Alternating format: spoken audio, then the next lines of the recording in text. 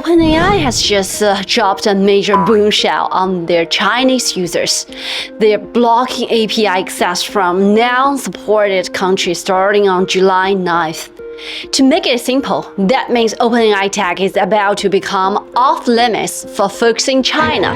Wow, talk about shaking up the AI market, right? Some people are saying this is going to be a total death blow for China's AI industry. Others think OpenAI is just sabotaging their own biggest consumer market. So who's in the right here?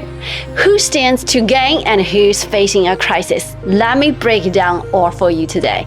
I'm Sheila Wang. I'm here to update it on the most cutting edge and fresh business and investment information for you. So don't forget to smash that like button and subscribe my channel.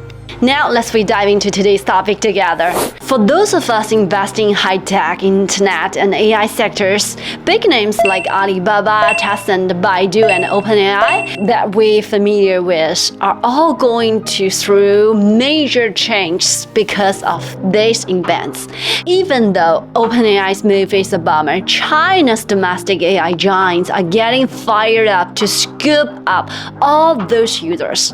Not only are they rolling out zero-cost migration plans, they're also taking the opportunity to slash prices.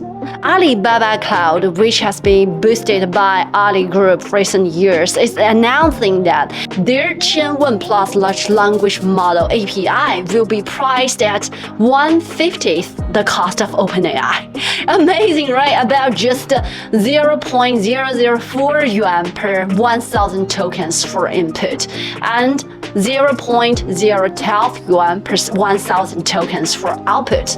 On top of that, they're giving away 22 million free tokens to really lower the barrier for developers. Many old friends know that I've dived into Alibaba's AI moves and dips in my latest report, so don't be forgot to check that out. Ali Cloud will be the next engine for Alibaba Group that we have tokened 100,000 times before. If you want to know more details about that, please check out my former videos.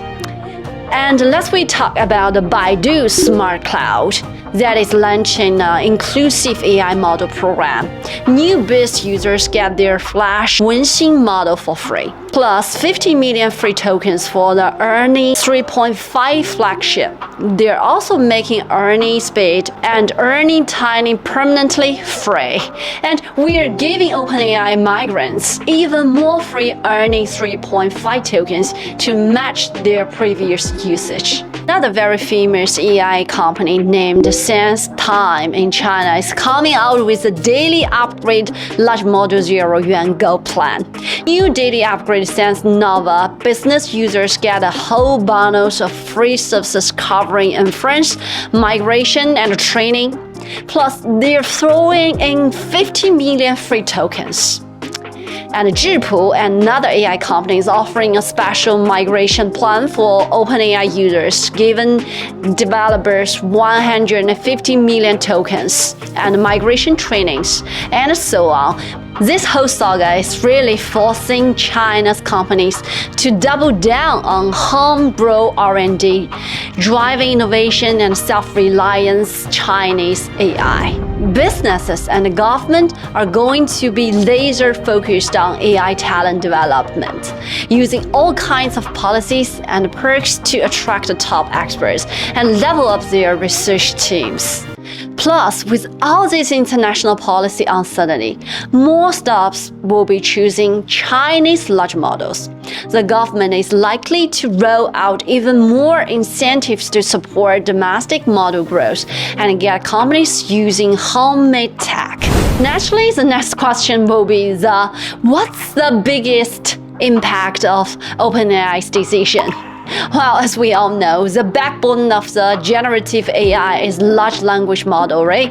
And access to these models is through APIs. Developers can use these APIs to build and improve their own platforms, integrating services like ChatGPT or their own proprietary models. For Chinese developers starting from scratch, being able to use OpenAI's APIs is a godsend. They can leverage OpenAI's powerful tools. Many local developers, especially those short-on funds, prefer to use OpenAI's tools to train their AI system and applications. Adhere is seen as industry benchmarks. Without this technological support, these types of startups may face an existential crisis.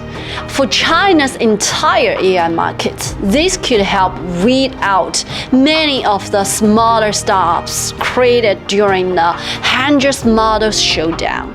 And I suspect we will end up with very few survivors, with the biggest Chinese tech giants like Alibaba, Baidu, and ByteDance being the likely winners.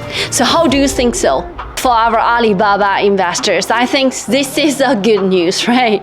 So how is the development of Chinese AI models faring currently? Maybe this is a very important question to answer here. In the long run, from my point of view, the inability to access global tools may further hinder Chinese AI companies that are trying to catch up to the US. According to Alibaba's chairman, Zhou Cai, it will take at least 2 years for domestic Chinese AI models to catch up to American products. So that is the truth that we cannot ignore, that China's recently are lag behind in these areas compared with the American AI industry. But the reality, I also want to speak it out, that China's self-sufficiency capabilities are not as weak as foreign media has portrayed.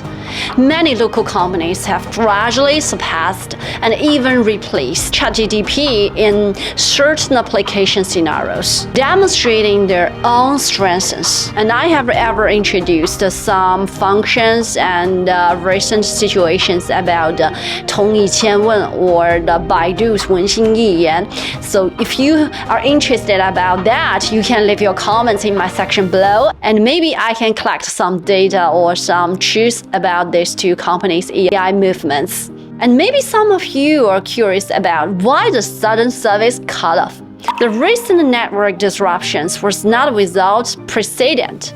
The US government has been exerting increasing pressure on domestic companies, demanding restrictions on China's access to the most advanced AI and semiconductor technologies. Last weekend, the U.S. Treasury Department proposed further limits on U.S. individuals and companies investing in China, focusing on restricting China's access to next-gen technologies. But there is a very contradictory fact, that is, why OpenAI has restricted Chinese users from accessing to its APIs, Microsoft has opened up access for Chinese users, indicating that Microsoft is unwilling to give up the Chinese market and is actively seeking to capture the customer base left by OpenAI. There are deeper reasons behind these contradictory choices. Let me tell it to you.